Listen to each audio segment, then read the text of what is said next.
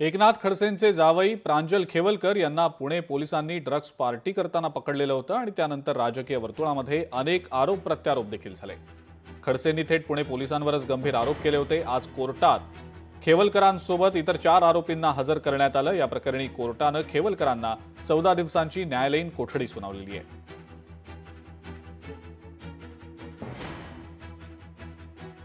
त्यांनी आज वेगवेगळ्या ग्राउंड्सवर कस्टडी मागितली होती की मोबाईल सीज केलाय वगैरे बाकी इलेक्ट्रॉनिक डिव्हाइसेस आहेत त्याच्यावर ते म्हणजे तपास करायचा आहे म्हणून त्याच्यावर त्यांनी कस्टडी मागितली होती। पण आमचं म्हणणं असं होतं त्याच्यामध्ये की 26 तारखेला अरेस्ट केलेली आहे, त्याच्यात आज 31 तारीख आहे, 2 वेळा पोलीस कस्टडी मिळालेली आहे आणि हा जो गुन्हा आहे हा NDPS ऍक्टशी रिलेटेड आहे। त्याचप्रमाणे जेव्हा रेड झाली ॲज पर FIR तेव्हा ते जे काही कॉन्ट्राबँड होतं ते एका टेबलवर एका दुसऱ्या महिलेच्या पर्समध्ये सापडलेलं होतं। त्यामुळे माझं काय त्याच्यामध्ये कॉन्शियस पोझिशन नाहीये, मला नॉलेज नाहीये।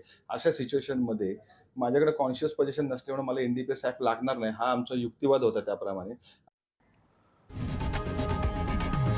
लोकशाही मराठी ऐका, पहा, जागरूक रहा।